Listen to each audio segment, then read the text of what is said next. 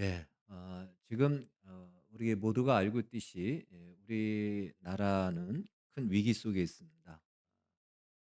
얼핏 보면 정치적인 어떤 싸움같이 여당 야당의 싸움처럼 보여지지만 실제로는 우리의 지금 현재의 상황은 대한민국과 반대한민국 혹은 자유민주주의와 전체주의, 전체주의와의 체제의 싸움이다라고 볼 수가 있습니다. 단순히 정치 싸움이라면 여당 지지자, 야당 지지자 혹은 중도층 이렇게 분류할 수 있고 나눌 수 있지만 지금은 여당, 야당이 아닌 대한민국과 반국가 세력 둘 중에 하나라는 것입니다. 물론 우리 각각이 지지하고 또 성향들이 있어요. 자기가 좋아하는 어떤 정치적 성향이 있는데 그 정치적 성향도 대한민국이라는 자유 대한민국이라는 국가가 존립해야 존재해야 그 안에서 존재가 가능하다라는 것입니다. 그러한 위기 속에 다행히 우리 대통령이었던 윤석열 대통령이 큰 결단으로 지금은 많은 국민들이 대한민국의 현실이 어떠한지를 많은 사람들이 지금 비로소 깨닫고 인식하게 되었습니다. 특별히 2030 세대들이 많이 깨어 일어난 것이 굉장히 고무적입니다. 제가 유튜브 영상을 통해서 이제 그렇게 깨어난 젊은이들이 만드는 영상들을 좀 자주 보는데 많은 젊은이들이 전혀 정치에 관심이 없던 그들이 이 '왜 이렇게 난리인가.' 하고 살펴 들어가다 보니까 심각한 상태라는 것을 이제 그들이 지금 알리고 전해 주고 있는 것입니다. 그래서 시간이 갈수록 이번 이 12월 3일 날에 했던 윤석열 대통령의 그 계엄은 계엄이 아니고 많은 사람들을 깨어나게 하는 계몽이었다라는 사실이 확실해지고 있습니다. 물론 아직까지도 지금 큰 위기 속에 있습니다. 우리나라는 아직까지도 정말 어 이제 어디로 갈지 모르는 그러한 그 갈림길에 지금은 서 있다라고 볼 수 있습니다. 그러나 지금이라도 깨어났기 때문에 다행입니다. 만약에 지금 깨어나지 않았다면 우리 대한민국은 제2의 홍콩이 되었다라고 해도 과언이 아닌 상황인 것입니다. 우리 기독교 신앙에서 가장 중요한 가치를 꼽으라면 그것은 자유입니다. 전에도 제가 말씀드렸듯이 자유입니다. 하나님께서는 인간을 하나님의 형상으로 만들었다라고 창세기 1장 26절에서 말씀하고 있는데요.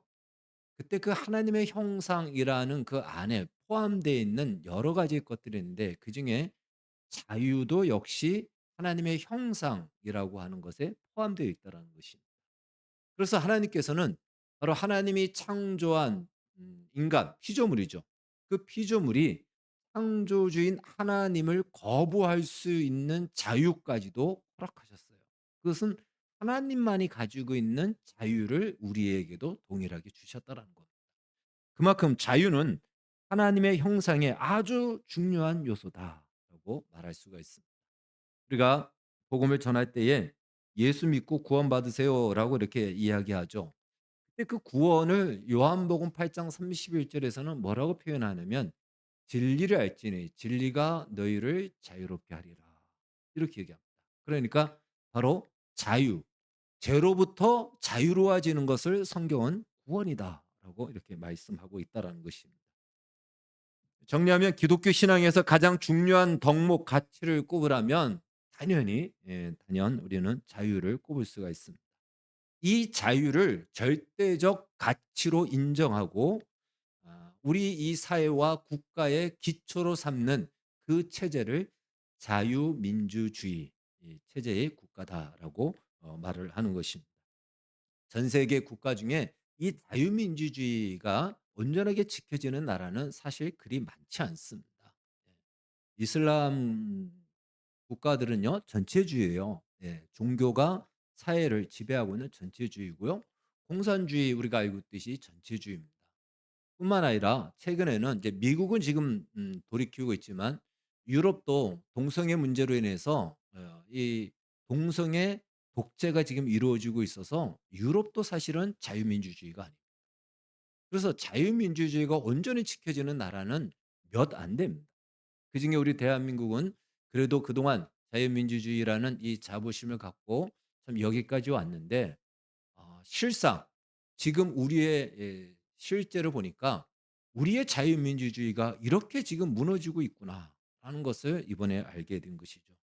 무엇보다도 자유민주주의의 꽃이라고 할 수 있는 것은 바로 선거인 것입니다. 선거는 우리의 주권, 우리 헌법 2 조가 바로 대한민국의 그 모든 주권, 권력, 힘은 국민에게 있다라는 것인데 바로 그 주권을 발휘하는 것이 선거인데 선거가 이번 일로 인해서 우리에게 알려지고 조금 있으면 더 많이 드러나겠지만 굉장히 심각한 문제가 이 안에 있었다라는 것이 이미도 확인되어졌다라는 것입니다. 그래서 대통령은 이 사실을 알고 나서 헌법을 지켜야 될 의무를 가지고 있는 것이 대통령이기 때문에 이 헌법이 지켜지지 않는 것 그리고 우리의 주권이 우리 국민에게 있지 않고 빼앗기고 있다라는 것을 알고는 그대로 있을 수 없어서 사실 그래서 계엄을 한 것이다라고 우리가 알 수가 있습니다. 다시 말해 지금 대한민국은 자유민주주의와 전체주의는 이제 한 몇 가지로 나누는데 그중에서 사회주의가 전체주의에 들어갑니다. 사회주의 다음이 공산주의다 이렇게 보면 됩니다. 바로 그 체제의 갈림길에 서 있다. 지금 그 상태입니다. '아 설마 그럴까?'라고 했는데 이번 계엄을 통해서 우리가 확인할 수 있는 것은 정말 '이 정도일 줄이야.' 할 정도로 우리가 이미 거의 사회주의 전체주의의 시스템 속에 언론과 모든 분야가 다 들어가 있다라는 것을 우리가 알게 되었고 보게 되면서 굉장히 놀랐던 것이죠. 아무리 외면해도 이것이 우리의 실상이라는 것입니다. 이것이 우리의 현재의 상태인 것입니다. 그래서 지금 가장 시급한 것은 이러한 대한민국의 실상과 상태를 많은 사람들이 알아야 되는 거예요. 인식하고 깨닫고 '아 진짜 우리나라가 이 정도로 심각한가.' 할 정도로 거기서 계몽이 되어지고 깨어나야 되는 것입니다. 그래야 우리가 무엇을 해야 되고 무엇을 향하여 나가야 되는지를 올바른 방향을 정할 수가 있기 때문에 그렇습니다. 근데 안타까운 것은 소위 우리 이 사회에서 좌파들이라고 하는 분들은 대한민국이 이런 큰 위기에 처해 있는 것에 대해서는 아직까지 심각하게 생각하지 못하고 있습니다. 단순히 지금의 이 싸움을 여당, 야당의 어떤 싸움으로만 단순히 기득권으로만 생각하고 있다라는 것이죠. 그러나 실상은 어떤 기득권의 여당, 야당의 싸움이 아니고 이것은 지금 자유민주주의 혹은 대한민국과 반국가 세력 간의 싸움이다라는 것입니다. 특별히 한국 교회가 좌파 성향의 교회들이 많이 있어요. 그러다 보니까 한국 교회가 이렇게 주일날 예배를 드리는 것에 대해서 이러한 시국과 이러한 위기에 대해서 전혀 인식하지 않고 발언도 없다 보니까 마치 한국 교회의 예배를 드리면 무슨 딴 세상에서 사는 것 같다라고 그러한 20 대들의 이야기들이 나옵니다.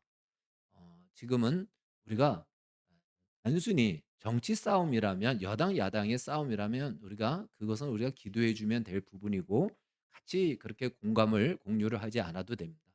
그러나 지금의 상황 그렇지 않다라는 것이에요. 우리가 이렇게 자유롭게 예배 드릴 수 있는 것도 자유민주주의이기 때문에 가능한 것입니다. 그렇지 않으면 우리는 지하에서 숨어서 예배를 드려야 됩니다.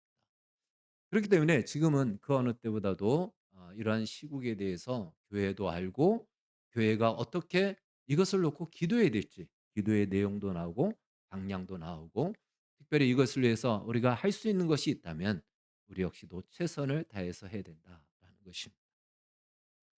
그래서 때때로 어떤 분들은 가스발더로 나가서 지금 이 상황에서 우리 자유민주주의를 지키기 위해서 그리고 이것을 빼앗는 부정선거를 밝히라고 외칠 필요도 있고요.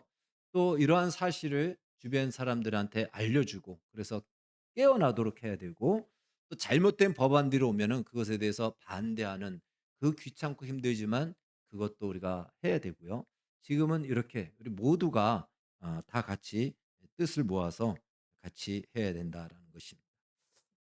그러나 무엇보다도 우리 크리스찬들이 해야 될 일이 있다면 그것은 바로 나라를 위한 기도라는 것입니다.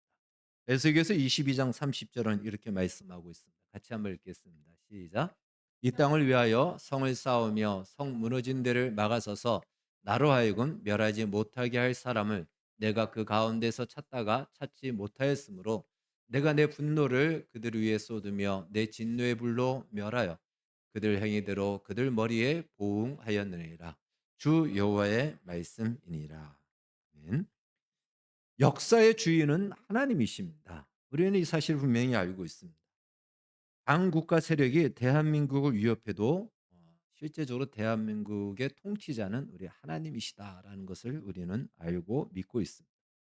세상 사람은 이 사실을 모르기 때문에 그들은 그들이 할 수 있는 그 안에서 최선을 다해서 하는 것입니다. 이 역사의 주권이 하나님께 있다라는 것을 그들은 알 수가 없습니다. 그러나 누가 알고 있죠? 신자들은 알고 있는 거예요. 그렇다면 이 무너지고 있는 성, 무너지고 있는 이 대한민국을 막아서서 역사의 주인이 되시고 이 대한민국의 참 통치자가 되신 하나님 앞에 이 나라를 위해서 기도할 수 있는 것, 이 나라를 하나님 참으로 불쌍히 여겨달라고 기도할 수 있는 바로 그 한 사람을 하나님이 찾는데 그 한 사람이 없어서 오늘 에스겔서 22장 30절 31절은 그 성에 분노와 진노가 쏟아지고 있다는 것이죠. 그럼 거기서 막아서서 기도할 수 있는 사람은 누구일까요? 불신자들은 할 수가 없습니다. 바로 이것은 신자들이 하는 거죠. 그래서 우리는 이 기도를 우리가 해야 되는 것이고 또 이것은 신자들만이 할 수 있는 또 하나님 맡겨주신 책임이기도 한 것입니다. 그래서 우리는 바로 이러한 기도도 같이 해야 된다라는 것입니다. 지난주에 우리는 인간의 실존에 대해서 살펴봤습니다. 인간은 태어나면서부터 결핍된 존재이기 때문에 불안을 태어나면서부터 안고 살아갑니다. 아기가 태어나는 것 자체가 우는 소리가 살아있다라는 것도 표현하겠지만 이제 불안한 세상, 이 불안한 세상, 홀로 책임지고 살아가야 될 이 세상을 맞이한 그 첫 반응이 울음이지 않나 이렇게 생각되어집니다. 결국 인간은 그 불안을 해소하는 것을 최고의 행복으로 여기고 그리고 그것에 인생의 목적과 목표를 정하여 불안 해소, 불안의 문제를 해결하는 것이 인생 최대의 하나의 삶의 의미요, 목표요, 목적으로 삼고 살아가고 있습니다. 그것이 우리 인간이 처한 현실이고 실존이다라는 것이죠. 그러나 사실 인간이 해결하는 삶의 문제는 그냥 당면한 현실적인 문제만을 해결할 뿐이죠. 그래서 그것을 가지고 현존이다라고 얘기했습니다. 그냥 현존하는 것에 만족할 뿐이지 그 이상의 문제를 해결할 능력이 없다라는 것이죠. 그래서 외면한다 그랬죠. 죽음의 문제에 대해서 외면하는 것입니다. 죽음 너머까지의 문제를 해결해 줄 수 있는 진정한 위로는 이 세상의 현실적인 문제는 잠시는 위로가 될지언정 일시적으로는 어쩌면 위로가 될지언정 근원적인 위로는 되지 못한다라는 것입니다. 하이드베르크 요리문답은 바로 그 실존에 대해서 즉 우리의 현존의 문제, 현존의 위로를 넘어서서 외면할 수밖에 없는 그 죽음의 문제 그리고 죽음 너머까지의 그 세상까지도 충분히 위로를 줄 수 있고 그 모든 문제를 해결할 수 있는 능력이 있기 때문에 위로가 된다라고 할 수 있는 그 위로에 대해서 말씀해 주고 있다라는 것입니다. 그래서 일문은 이렇게 묻고 있습니다. 바로 살아서나 죽어서나 신자의 유일한 위로는 무엇입니까? 즉 우리가 살아가면서 삶의 현실적인 문제와 죽음과 죽음 넘어서의 그 문제까지도 충분히 위로가 될 만한 만약에 능력이 되지 못한다면 해결할 능력이 되지 않는다면 위로가 되지 않죠. 그림의 떡이죠. 그러나 실제적인 위로가 되는 그 위로는 무엇입니까? 라고 했을 때 이렇게 대답을 합니다. 좀 길지만 같이 읽겠습니다. 시작. 나는 나의 것이 아니요 몸도 영혼도 나의 신실한 구주 예수 그리스도의 것입니다. 그리스도께서는 그의 보혈로 나의 모든 죄값을 완전히 치르고 나를 마귀의 모든 권세에서 해방하셨습니다. 또한 하늘에 계신 나의 아버지의 뜻이 아니면 머리털 하나도 땅에 떨어지지 않도록 나를 보호하시며 참으로 모든 것이 합력하여 나의 구원을 이루십니다. 또한 성령께서 나에게 영생을 확신시켜 주시고 이제부터 마음을 다하여 즐거이 그리고 신속히 그를 위해 살게 하십니다. 이렇게 답을 하고 있습니다. 한마디로 나 하나를 위하여 성자께서 성부께서 성령께서 바로 그 삼위 하나님께서 어떤 일을 하셨고 지금도 하고 계시는지 이 사실을 우리가 알 때 그것은 우리에게 우리가 어떤 경우와 위기를 만날 때도 충분한 위로가 된다라는 것입니다. 쉽게 말해 이 세상에 나 혼자만 있었어도 예수님께서 이 땅에 오셨겠는가? 혼자를 나 한 명을 구원하기 위해서 나 한 명만을 구원하기 위해서 예수님이 이 땅에 오셨겠는가? 답은 무엇이죠? 그렇다라는 것입니다. 나 한 사람을 구원하기 위해서 삼위 하나님께서 이 놀라운 일들을 이루셨고 지금도 이루고 계신다. 하고 계신다. 여러분 그 사실을 할 때 우리는 어떤 경우와 어떤 위기 속에서도 용기와 소망과 위로를 가질 수 있다라는 사실입니다. 이 사실이 실제적으로 우리 성도들 인생 속에서 큰 위로가 되기를 주의 이름으로 축원합니다. 그렇다면 그 사실이 정말 위로가 되기 위해서 우리가 좀 더 분명하게 조금 더 알아야 될 것이 있다면 무엇일까? 그것이 바로 이 하이데베르크 두 번째 질문이 되는 것입니다. 이문 이러한 위로 가운데 복된 인생으로 살고 죽기 위해서 당신은 무엇을 알아야 합니까? 다음에 세 부분을 알아야 합니다. 같이 읽겠습니다. 첫째, 나의 죄와 비참함이 얼마나 큰가. 둘째, 나의 모든 죄와 비참함으로부터 어떻게 구원을 받는가. 셋째, 그러한 구원을 주신 하나님께 어떻게 감사를 드려야 하는가를 알아야 합니다. 우리가 안다라는 것은요, 기본적으로 인식한다라는 것이에요. 대한민국의 실상이 어떠한지를 우리가 안다라는 것은 대한민국의 실상이 얼마나 큰 위기 속에 있는지를 인식한다라는 것입니다. 그 인식이 있어야 '아 지금 우리가 이렇게 놀고 있을 때가 아니구나. 위기구나. 큰일 났다.' 이렇게 반응을 한다라는 것입니다. 그런 인식이 없으면 망하기 직전까지 모르는 거예요. 룰루랄라 하다가 그냥 이제 망하게 되는 그 현실, 예를 들어서 홍콩이 중국에 넘어갈 때 바로 그 현실이 되어서야 '어 이게 아닌데.'라고 하였지만 때는 이미 늦었다라는 것이죠. 그래서 어떤 결과가 일어나기 전에는 분명히 전조 증상이 있습니다. 우리의 질병도 전조 증상이 있잖아요. 그걸 인식할 때 그걸 예방할 수가 있는 거죠. 쓰나미도 전조 증상이 있어요. 쓰나미도 전조 증상이 있어서 그 증상이 보이면은 빨리 피해야 되는 것입니다. 한번 유튜브 영상이 있어서 쓰나미의 전조 증상을 한번 보도록 하겠습니다. 짧으니까 한번 보도록 하겠습니다. 네.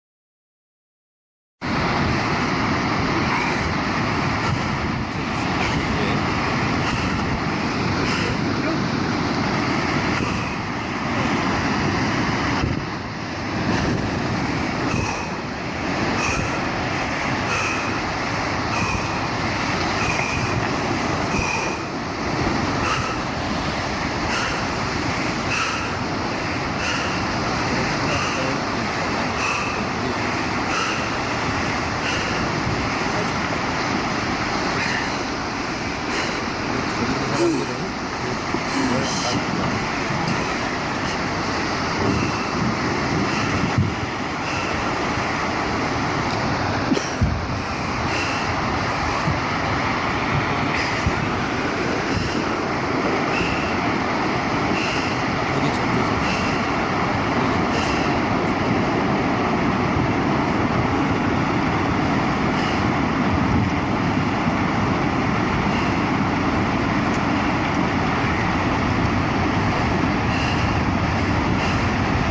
哎呀，啊，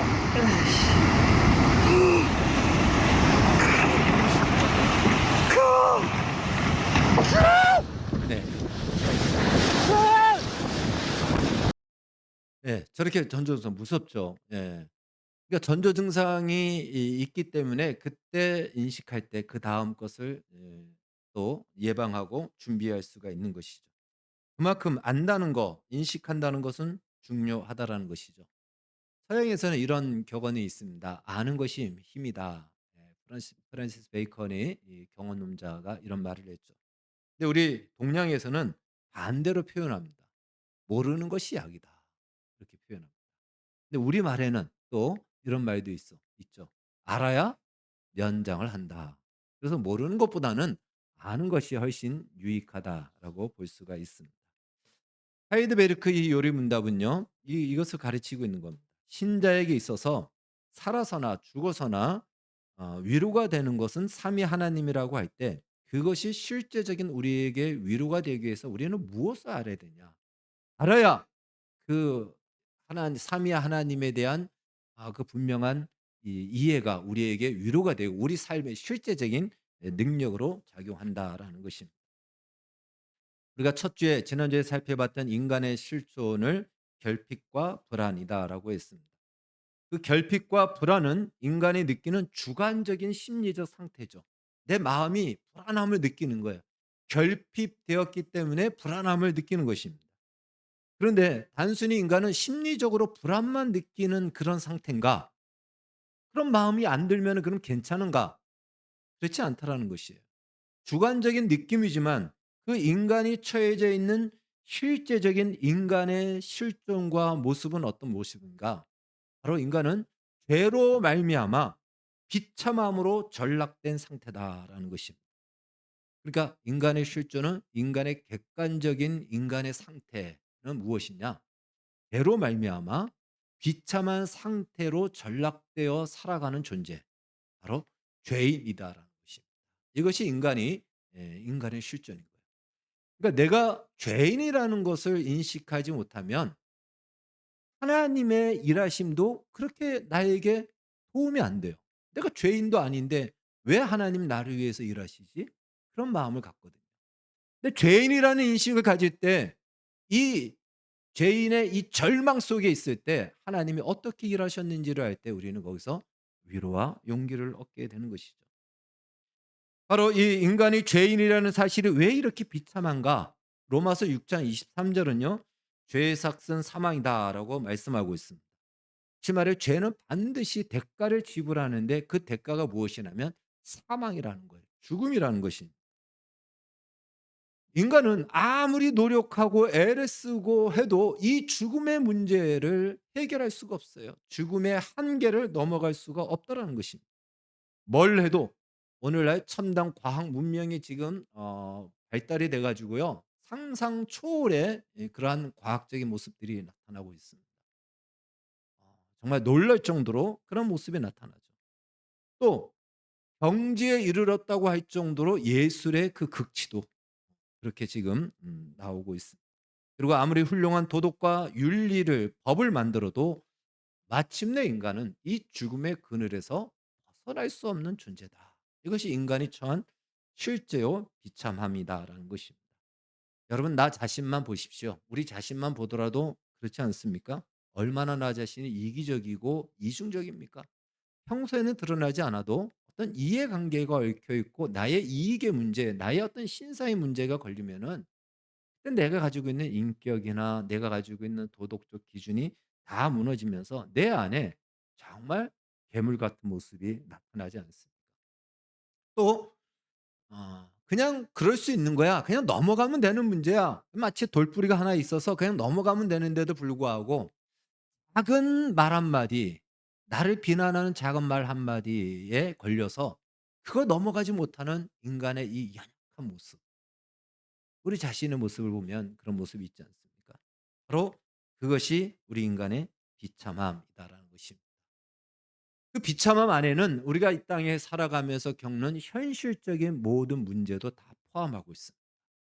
현실적으로 우리가 겪고 있는 재정적인 문제, 건강의 문제, 관계의 문제, 살아가는 생계의 문제 다 포함되고 있습니다. 어떤 사람은 그 현실적인 위기를 해결할 수 있는 능력이 있는 사람이 있지만 그것도 한계가 있다라는 것이죠. 마침내 모든 인생의 문제를 해결할 수 없고 마침내 죽음 앞에서는 그냥 무릎을 꿇어야 되는 것이죠. 현실적인 문제를 해결하지 못할 때 오는 무력감, 그것이 인간이 처한 비참. 죽음 앞에서 이것을 어떻게 할 수가 없는 이 인간의 무력감. 받아들여야 되고 그 앞에 그냥 엎드려질 수밖에 없는 인간의 이 연약함. 바로 그것이 인간이 처한 비참함이다라는 것입니다. 절망의 눈물을 흘릴 수밖에 없죠. 우리나라의 세계적인 과학자였던 정근모 박사님이 그 아들이 신장에 문제가 있었습니다. 자기 신장을 이식까지 해 줬지만 이 만성 질환으로 해결이 되지 않는 아들이 두 번이나 자살 시도를 합니다. 그 앞에서 아버지로서 해줄 수 있는 그 능력이 없는 세계적으로 최고의 과학자라고 하지만 그 앞에서 아무것도 해결해 줄 수 없는 그 무력감 앞에 비로소 하나님 앞에 무릎을 꿇게 됩니다. 그러니까 우리의 인간의 비참함이란 바로 그것이에요. 내가 해결할 능력이 있다면 비참하지 않다고 생각하죠. 그러나 그 능력에 한계가 있는 것이죠. 한계가 있습니다. 그걸 알면서도 해결할 능력이 없을 때 우리는 그 앞에서 절망할 수밖에 없죠. 이거 해결할 수 있으면 문제가 안 될 텐데 해결할 능력이 없다 보니까 그것이 나에게 위기로 다가오게 되고 불안으로 오는 거죠. 그것이 우리의 비참함이다라는 것입니다. 현실에서 겪는 모든 우리의 인생의 부정적인 문제는요. 사실 이 우리가 근원적으로 해결할 수 없는 이 죽음에서 마치 스며 나오는 바로 죽음의 가스와도 같습니다. 이렇게 제가 표현을 하는 거예요. 그래서 우리가 살아가면서 겪는 현실적인 모든 위기의 부정적인 문제는요. 우리가 가스를 맞고 살아가는 것과 같아요. 그래서 가스가 많지 않을 때는 치명적이지 않을 때는 맞지만 살아내잖아요. 예. 환기도 시키고 또 그러면서 살아냅니다. 생존해 나갑니다. 우리에게 다가오는 모든 현실적인 위기의 문제를 마치 죽음의 동굴에서 새어나오는 가스를 맡으면서 순간순간을 해결합니다. 환기도 시키면서 해결하고 또 내가 나갔다 오면서 해결하고 입을 막고도 해결하고. 그러나 그 가스를 평생 맡다가 마침내는 그 근원지, 진원지라고 하는 가스가 나오는 그 진원지인 죽음 앞에 가서는 해결할 능력 없이 그 안으로 들어가야 되는 운명. 그것이 인간이 처한 비참한 실존이다라는 것입니다. 이 문제를 해결해 줄 수 있는 그 무엇이 있냐. 이 문제가 해결되지 않는다면 우리에게 어떤 위로가 되겠느냐 이거죠.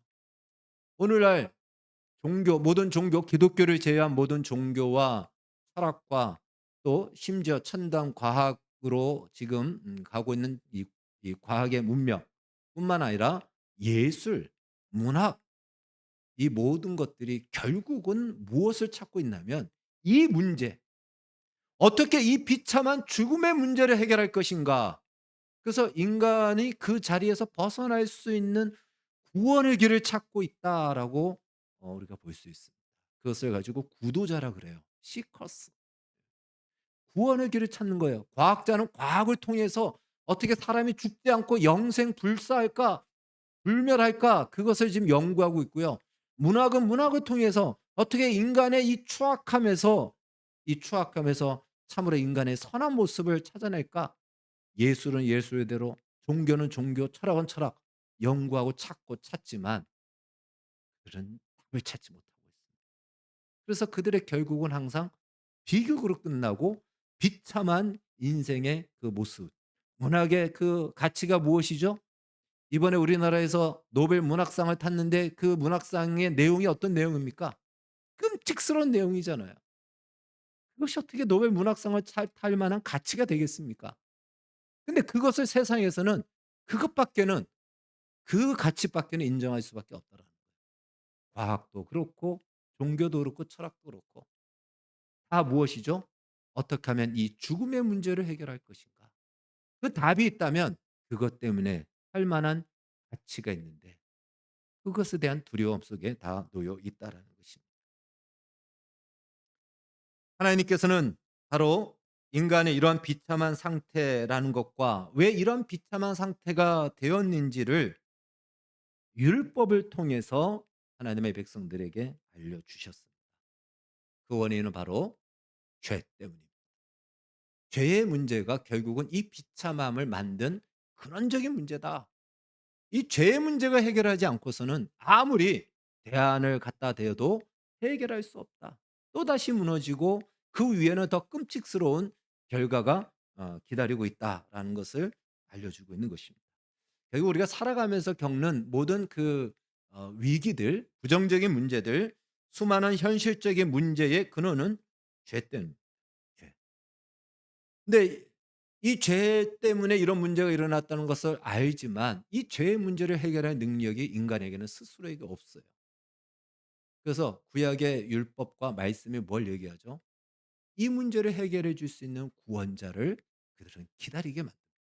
그것이 구약 성경이에요. 율법이 주신 하나님의 참 목적인 것입니다.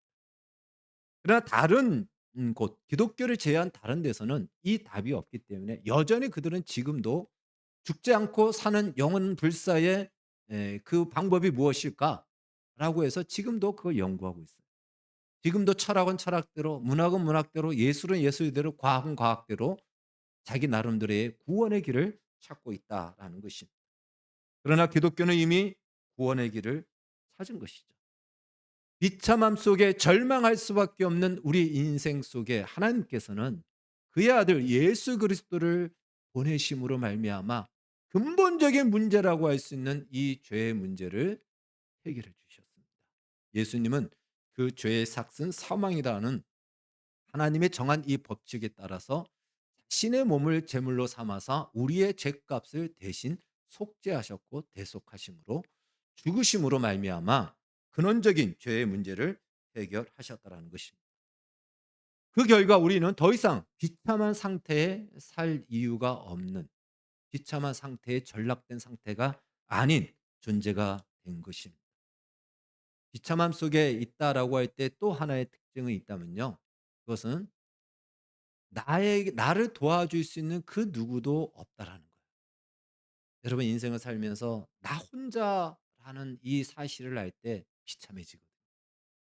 내가 이 어려움 속에 처했을 때 나 혼자 이 짐을 짊어져야 된다라는 것이 너무나도 비참하고 끔찍스러워서 스스로 생을 포기하는 사람들이 많이 있어요. 이 세상에 80억 인구라고 하는데 나의 이 마음을 알아주는 나의 이 마음을 헤아려 줄 수 있는 한 사람이 없다라는 것이 얼마나 비참합니까? 가족도 어떨 때는 그 마음이 되지 못해서 유서를 쓰고 죽지 않습니까? 그러니까 우리가 비참함이다라고 했을 때는요. 그런 죽음의 운명 속에 우리 모든 조건이 다 있는 거예요. 그런데 이 비참함에서 이제 벗어났다라고 했을 때는 더 이상 나 혼자가 아니다라는 것이죠. 더 이상 우리는 고아가 아닌 것입니다. 이제는 하나님이 우리의 아버지가 되어 주신다라는 것입니다. 이제는 하나님께서 참새 두 마리가 한 아사리온에 팔리는 것도 하나님의 허락하심 없이는 되지 않듯이 우리의 모든 것을 머리털 세신 바 된 것 같이 우리를 아시는 그분이 우리의 아버지가 되어서 우리를 보호하시고 우리와 동행하시겠다는 것입니다. 이것 자체가 이미 비참함에서 벗어난 우리의 상태예요. 이미 이것으로 우리는 충분한 위로와 힘을 얻을 수가 있는 것입니다. 또 하나님께서는 자기 아들을 내어 주시기까지 하신 그분이 무엇인들 우리를 위해서 주시지 않고 하시지 않겠느냐라는 이런 약속의 말씀도 주셨습니다. 그렇기 때문에 우리가 이 사실을 알 때 이것은 우리에게 큰 위로가 된다라는 것이죠.